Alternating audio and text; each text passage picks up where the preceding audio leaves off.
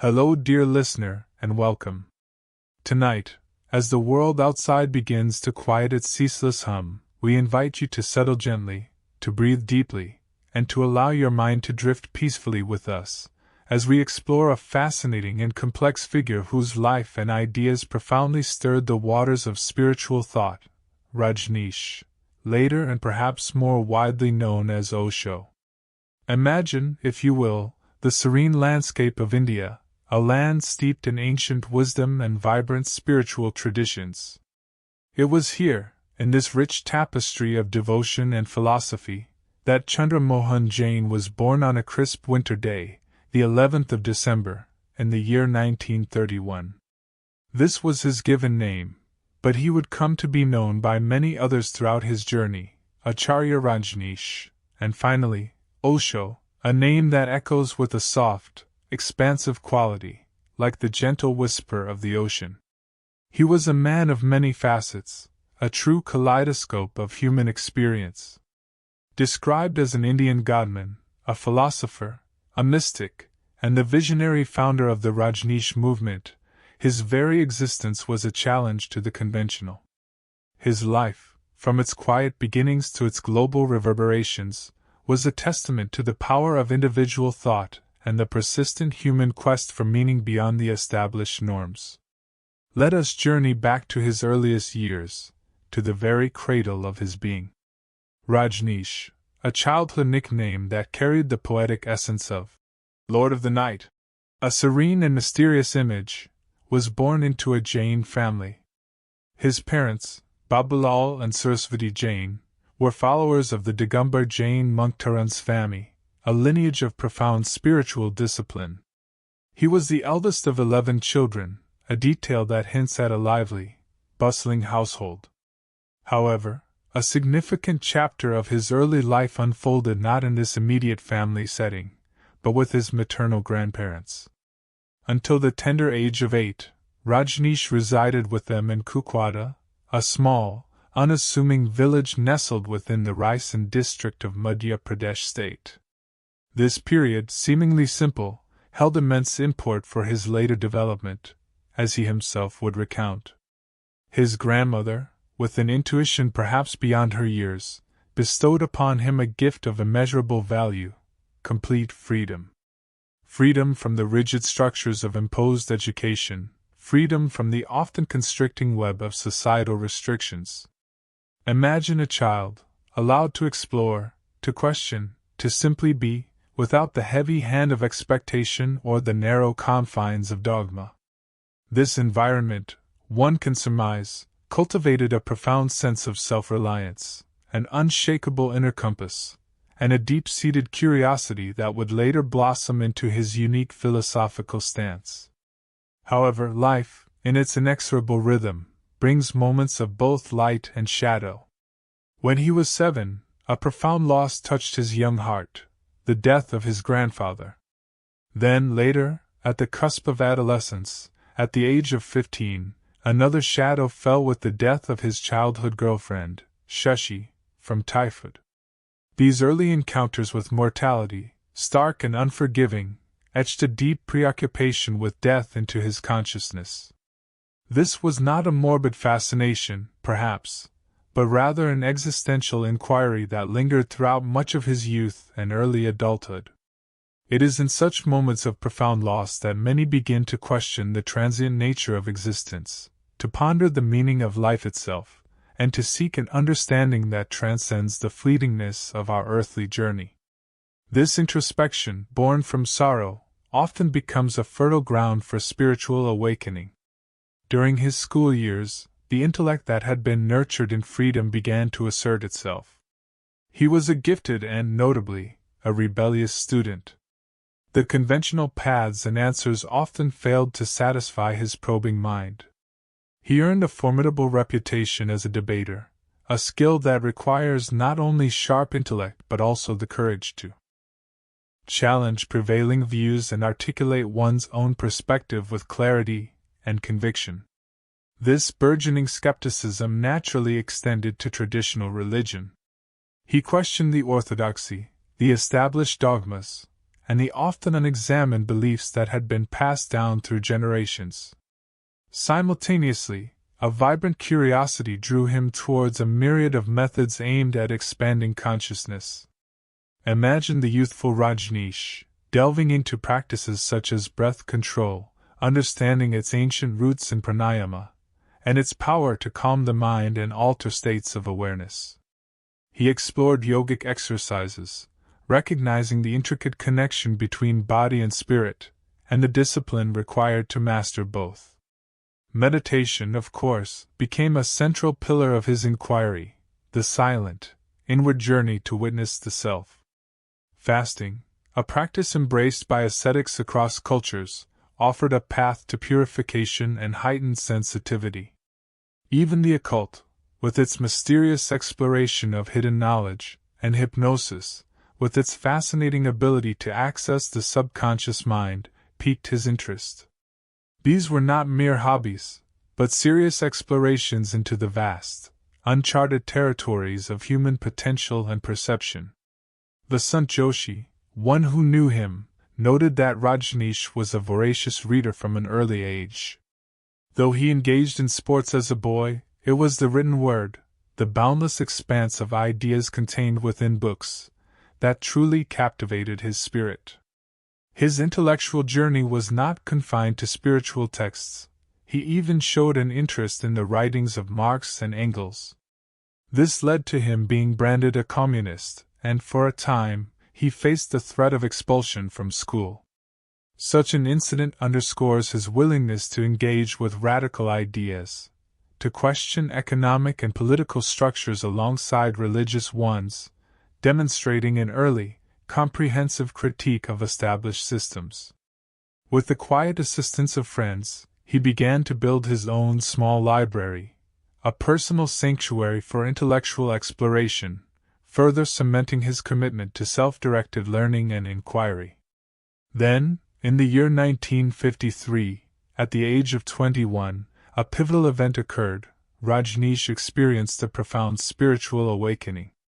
While the text doesn't elaborate on the specifics, such an awakening is often described as a sudden, overwhelming realization of unity, an experience of profound peace, or an expanded state of consciousness where the boundaries of the self dissolve. It is a moment of deep, intuitive knowing that transcends intellectual understanding, marking a permanent shift in one's perception of reality. For Rajneesh, this would become the foundational bedrock upon which his entire philosophy and movement would be built, a direct, unmediated experience of the spiritual, rather than one derived from inherited dogma or external authority. Following this transformative experience, Rajneesh spent several years in academia, presumably sharing his profound insights within a more conventional intellectual framework. However, in 1966, a significant decision marked another turning point. He resigned his post as a lecturer in philosophy at the University of Jabalpur. This was not a retreat from intellectual engagement, but rather a deliberate departure from institutionalized learning. It was a step towards a more direct and experiential form of teaching. With this resignation, he embarked upon a new phase of his life, traveling throughout the length and breadth of India. As he traversed the diverse landscapes of his homeland, Rajneesh began to articulate his unique perspectives with increasing clarity and force. He became known for his sharp and incisive criticism of the orthodoxy of mainstream religions. He argued that institutionalized faiths often became rigid, stifling the very spiritual experience they claimed to foster. He challenged the dogma, the rituals, and the hierarchical structures that, in his view, separated individuals from their own inner truth. His critique extended beyond religion to mainstream political ideologies, which he saw as equally limiting and divisive. Even revered figures like Mahatma Gandhi, whose nonviolent philosophy was deeply embedded in the Indian consciousness, did not escape his critical gaze. This wasn't necessarily an act of disrespect, but rather a consistent application of his principle, that no system, no ideology, no personality, however celebrated, should ever become an unexamined absolute. For Rajneesh, the individual's spiritual journey, free from imposed authority, was paramount. By 1970, Rajneesh's teachings had begun to attract a growing number of followers. He spent time in Mumbai, a bustling metropolis, initiating these new disciples, whom he referred to as neo-sannyasins. The term, sannyasin, traditionally refers to one who has renounced worldly life, often a wandering ascetic. But neo-sannyasin implied a radical reimagining of this path. It suggested that one could embrace a spiritual journey not by fleeing the world, but by engaging with it fully, yet without attachment.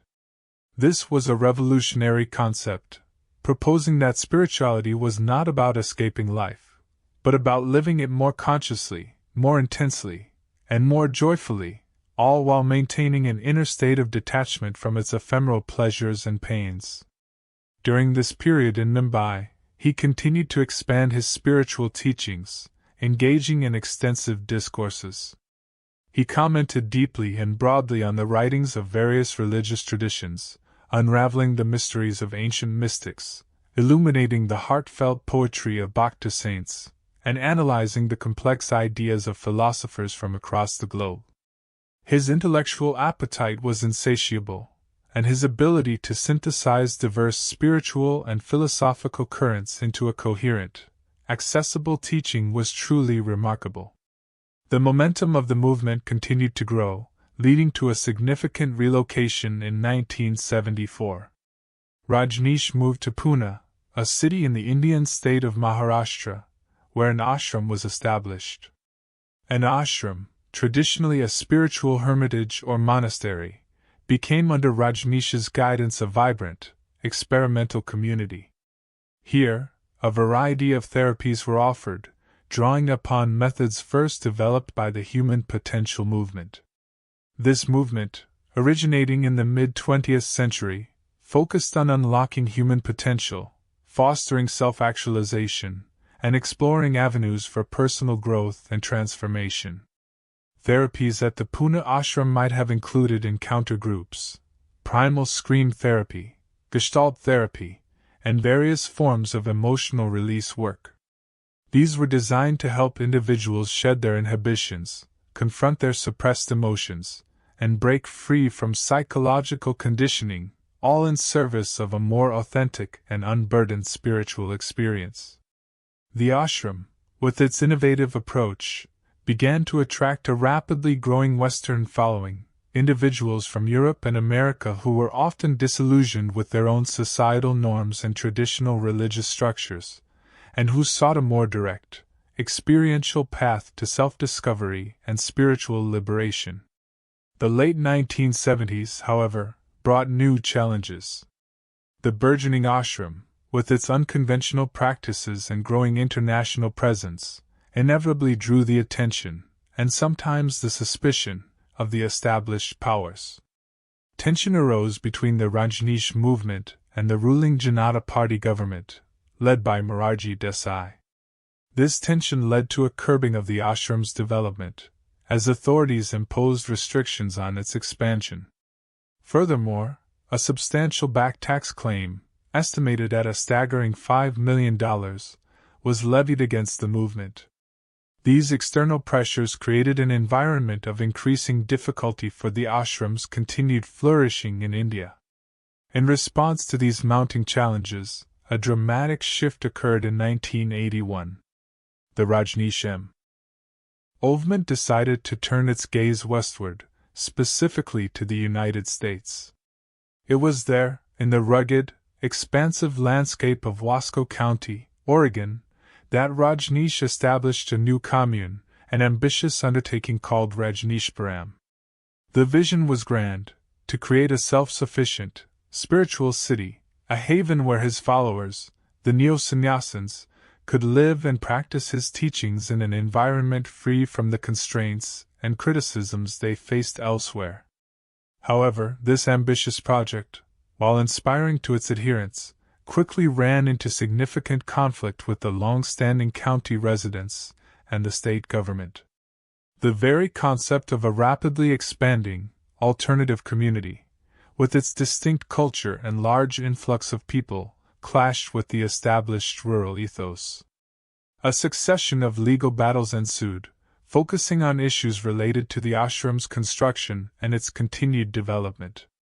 These legal skirmishes, with their associated costs and bureaucratic hurdles, severely curtailed the success and expansion of Rajneeshpuram.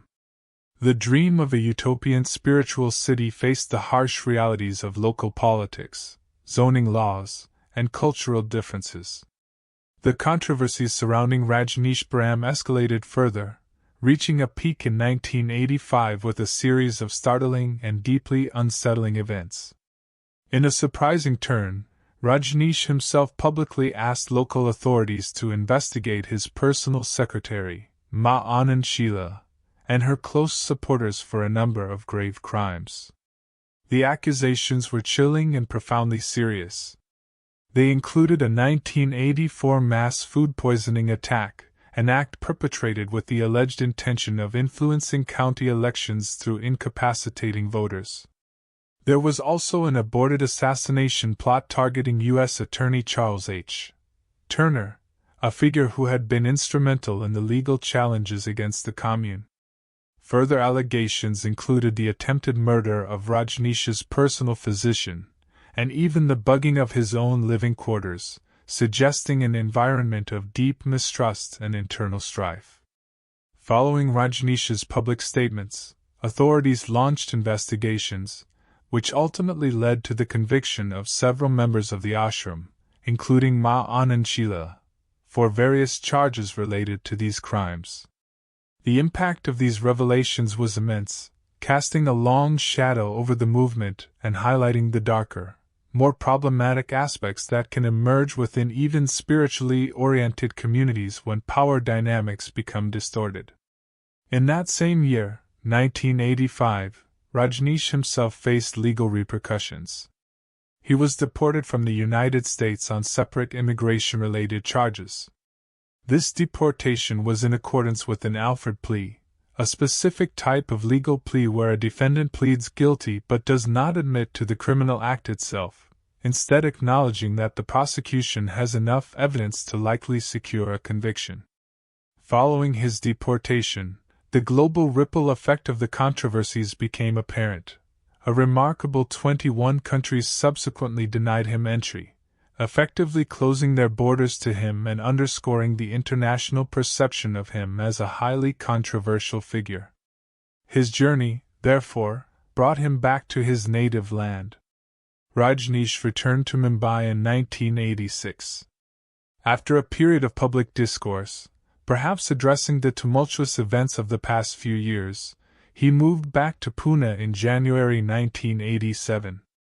Here, he set about reviving his ashram, breathing new life into the community that had once flourished there. He continued to teach, to engage in discourses, and to guide his followers, though perhaps with a renewed sense of the complexities and challenges inherent in establishing and maintaining a spiritual movement in the modern world. On the 19th of January, 1990, Rajneesh passed away.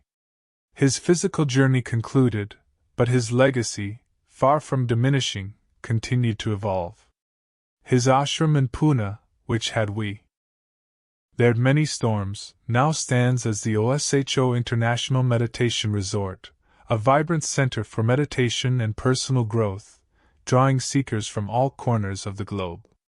All associated intellectual property, including his vast body of teachings, discourses, and meditations, is managed by the registered Osho International Foundation, formerly known as the Rajneesh International Foundation. The impact of Rajneesh's teachings, despite or perhaps because of the controversies that surrounded his life, has been significant. His ideas have had a notable influence on Western New Age thought, contributing to the broader spiritual landscape that emphasizes individual experience, inner wisdom, and a holistic approach to well-being. Intriguingly, his popularity and the reach of his teachings actually increased after his death, suggesting that the core messages of individual awakening, dynamic meditation, and the rejection of dogma resonated deeply with many, even as the complexities of his life and movement remained a subject of contemplation and debate. Let us now delve a little deeper into the philosophical and, where applicable, the scientific aspects that underpinned his approach, inviting a moment of quiet reflection. Rajneesh's core insistence was that spiritual experience could not, and should not, be organized into any one system of religious dogma. This is a profoundly liberating idea. Imagine, dear listener, a spiritual path not dictated by ancient texts or priestly authority, but born from the direct, unmediated experience of your own being. Philosophically, this aligns with existentialist thought, which places the individual's subjective experience at the center of meaning-making. It challenges the very foundations of organized religion, suggesting that faith should not be a matter of belief in external doctrines, but a journey of inner discovery, a blossoming of consciousness from within. Scientifically, one could interpret this as an emphasis on phenomenology, the study of subjective experience itself, recognizing that while external reality can be measured, the internal experience of spirituality is a unique, personal journey that cannot be quantified or systematized for all. As a guru, a teacher who illuminates the path, he advocated meditation not merely as a technique, but as a gateway to this direct experience. He taught a unique form called dynamic meditation. Let's explore this for a moment. Unlike many traditional forms of meditation that begin with stillness, dynamic meditation is an active, even cathartic, process. It typically involves several stages: intense, chaotic breathing to awaken energy, emotional expression, allowing suppressed feelings like anger, sadness, or joy to surface and be released, jumping and shouting to further break through inhibitions, a moment of complete stillness and silence, and finally, celebration through dance. From a philosophical perspective, this dynamic approach is a profound rejection of traditional asceticism, which often seeks to subdue the body and its desires. Instead, it embraces the body, seeing it as an integral part of the spiritual journey. It suggests that before one can truly enter into silent, passive meditation, the pent-up energies, the emotional baggage, and the psychological blockages must first be released. Think of it as clearing the ground before planting a seed. Scientifically, one could see the cathartic stages of dynamic meditation as a highly effective method for stress reduction and emotional processing.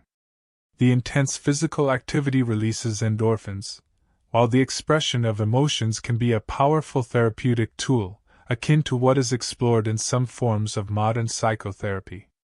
By consciously engaging in and then releasing these energies, the mind and body are then primed for a deeper state of relaxation and inner quietude. The subsequent stillness is not forced, but arises naturally from the prior release, creating a profound, unburdened state of awareness.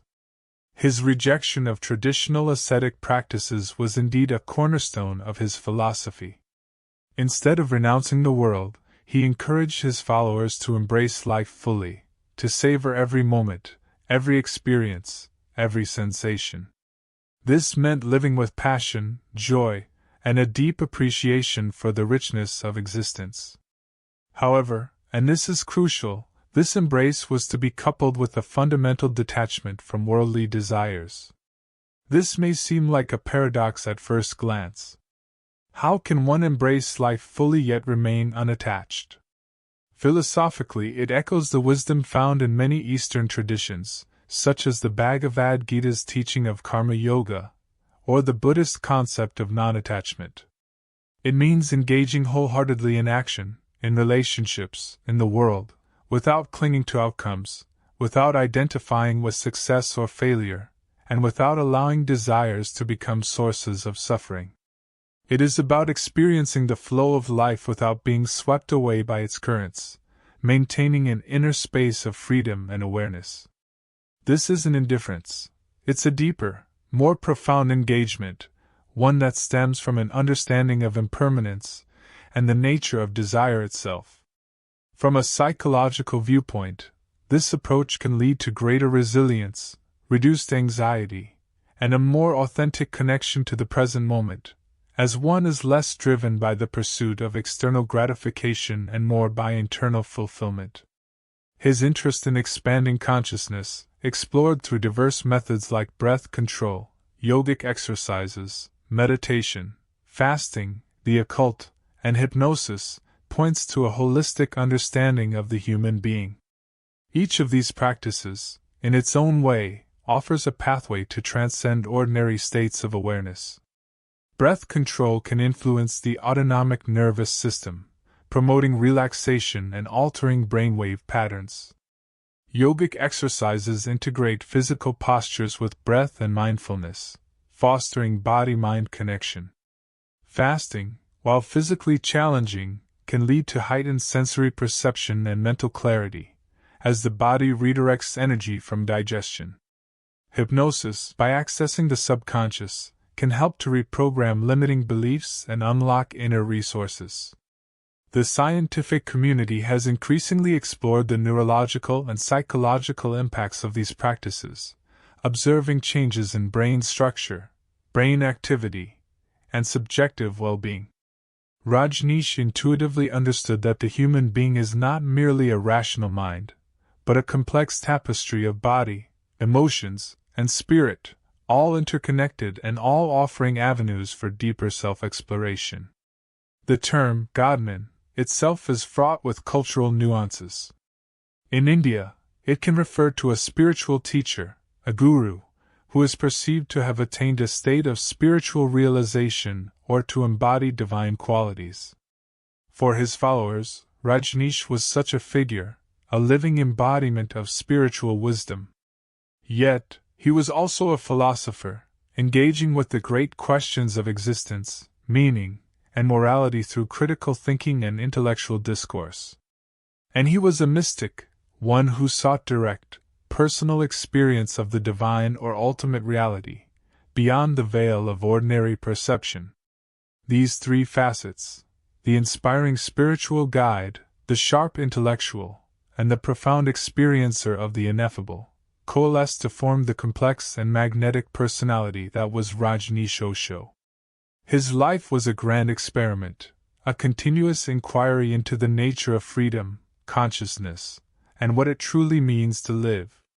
From the unrestricted childhood that fostered an independent spirit, to the deep introspection born of early loss, to the academic questioning and the ultimate spiritual awakening, his journey was one of consistent exploration beyond convention. The ashrams in Pune and Rajneeshpuram, despite their successes and their struggles, were laboratories for his ideas, places where individuals could actively engage in the process of self-transformation. The controversies, while painful and destructive in many ways, also highlight the disruptive power of his vision, challenging established norms and demanding a radical re-evaluation of spiritual life. As we bring our gentle journey to a close tonight, let us reflect on the enduring resonance of Rajneesh's teachings. Long after the legal battles and the headlines have faded, the core message remains: the call to individual spiritual awakening, the profound belief that one's own direct experience is the ultimate authority, and the encouragement to live fully and consciously, yet without entanglement. His legacy, managed by the Osho International Foundation, continues to touch countless lives, inspiring a new generation to seek truth not in prescribed doctrines, but within the quiet, boundless depths of their own being. May the exploration of this extraordinary life offer you a sense of quiet contemplation and ease. Allow these thoughts to gently settle, as you drift towards a peaceful and restorative sleep. Thank you for joining us tonight, dear listener. Rest well.